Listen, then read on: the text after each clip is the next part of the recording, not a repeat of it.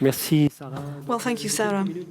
I have a few minutes to give you an introduction to this fundamental theme about, well, should we and do we have to implement a universal minimum subsistence level? I'm going to talk about 3 points. Well, first of all, should we ask ourselves the question, then what are the rights that we should preserve? And then the third question, how are we going to finance this? Now, why should we ask ourselves this question? Well, I think that all the magical solutions that we've tried to invent and trying to think that it's not a real topic, well, it's all the solutions are disappearing. First of all, because we have no longer growth. The GDP is no longer growing, and I think that we'll no longer have growth that we've experienced in the last 30 years between the year 45 and 75 for two fundamental reasons. Well, first of all, the Minister of Foreign Affairs, Laurent Fabius, just told us majorly because of climate disruption, and also because I don't see the clear connection there is a clear connection between the increase of GDP and the increase of greenhouse effect gases.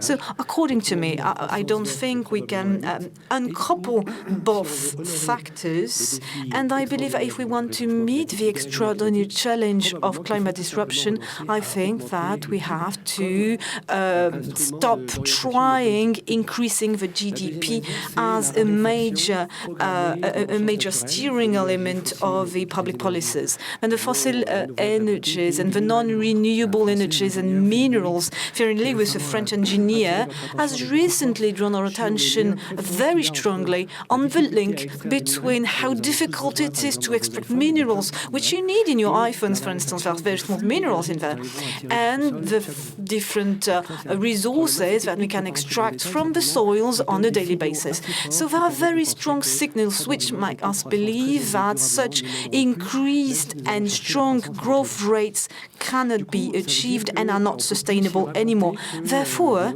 we can no longer believe that a minimum subsistence level, which make it possible for people to have a decent life, will not come from growth. The second magical solution that we have with the growth on the financial market, the theory of general balance.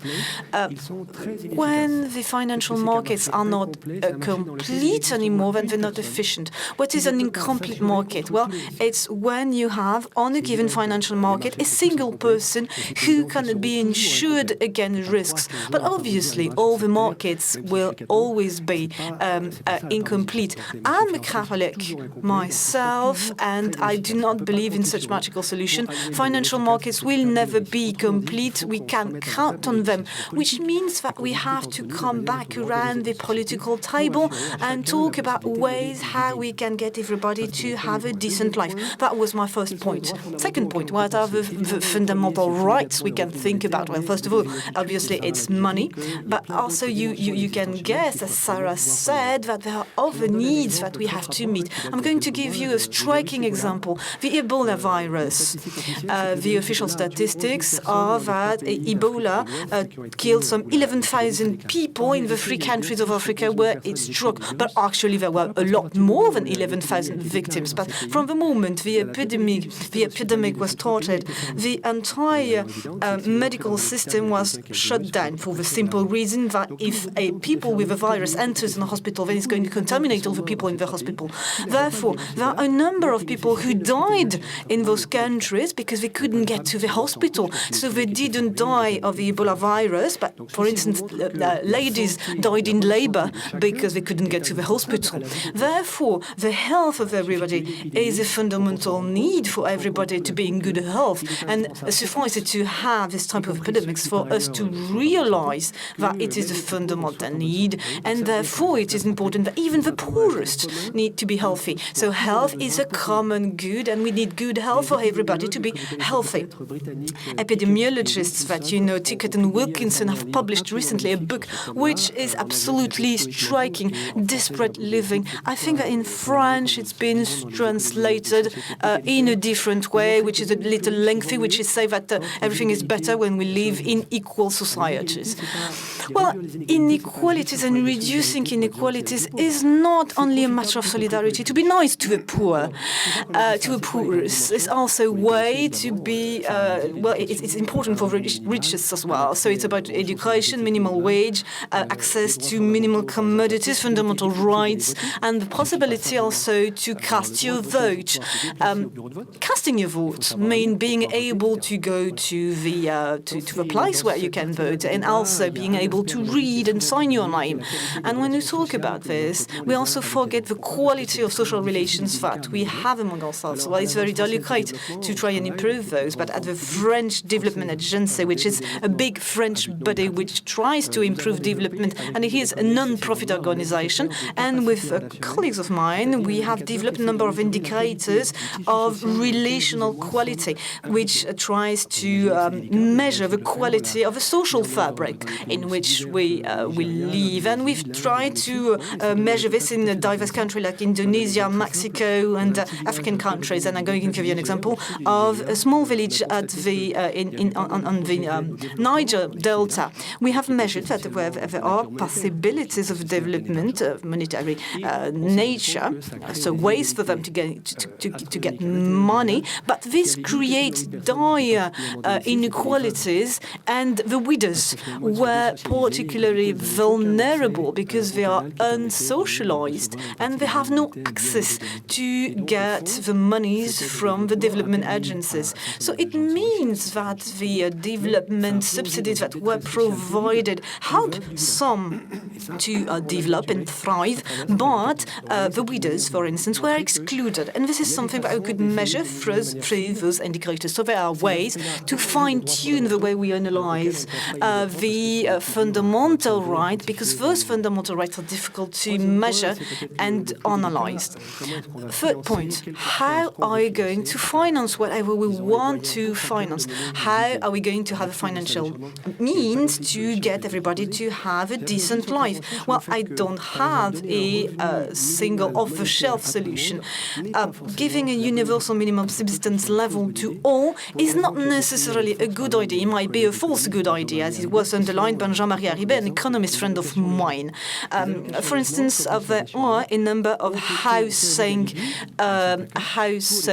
compensations which are provided by the state in order to help people to get access to decent housing. But there is also a negative impact of this when we don't get to try into the picture the entire impact of such allowances.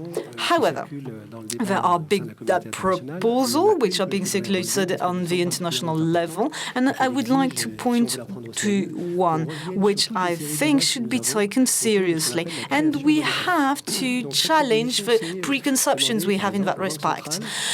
First of all, we think that we need to get the central banks to create more money for the poorest. Well, in the context, we should ring a bell because it gained momentum in the framework of a 2008-2009 crisis, of a subprime, a crisis with no precedent in the history of capitalism, simply because those banks created a massive wealth of liquidities and put them at the disposal of the banking sector. And at that time, we wondered, well, whether it was a good idea, whether we should give those 10 billion euros or dollars rather, to the banks, or give them to the households, American households notably, which were not able to meet their obligations.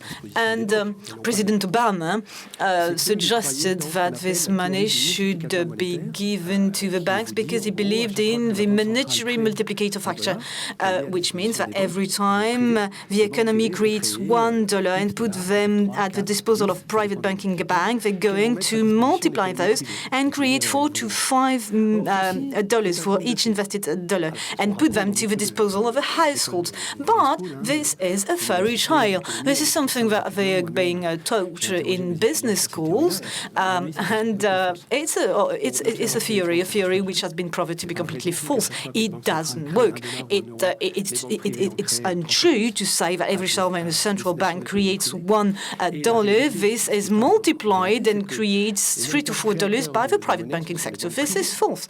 The private banks are creating money and then are and then are providing this to the households, and then they're going to be refinanced by the central bank so as to not get into bankruptcy, which means means that the private banks and the commercial banks are responsible for this entire failure of the system.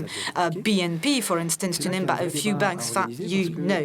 And therefore, there should be a debate about this. Because, once again, it's not about being nice to the poor, but it's just trying to get everyone in the picture, also the wealthiest in the wealthiest neighborhood of Paris. Now, how can we help those private banking sector to help finance a subsistence level, a decent subsistence level for all?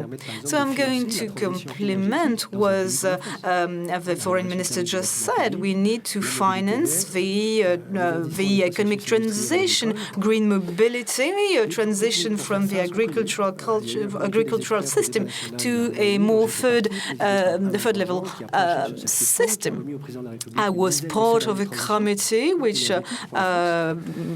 conducted a reflection and then submitted a proposal to the president. And we have a number of we have a roadmap.